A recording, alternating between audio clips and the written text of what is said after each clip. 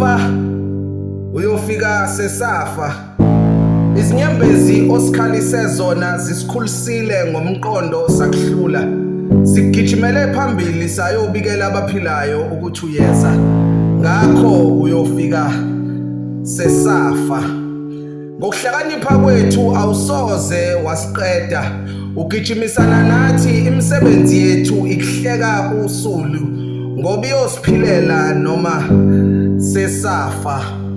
Uhlulekile ukuphula inhliziyo zabakhalayo ngoba kuzo le inhliziyo abalele bahleli kuzo ngokunethezeka.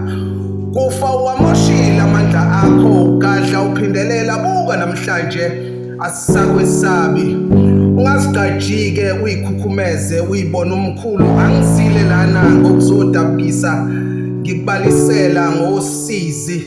Kodwa ngizoveza uphuphu bakho ngoba amaqhinga akho sesiyawazi kodwa wethu amaqhinga usoze wawaqeda ngoba yophila ngesizukulwane.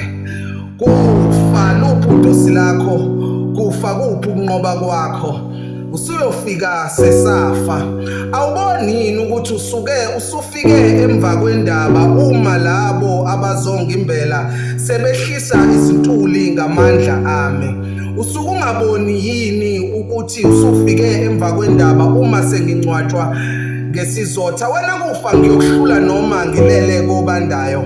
Awubheke abantwana bami ngibafunza ngikhona kobandayo.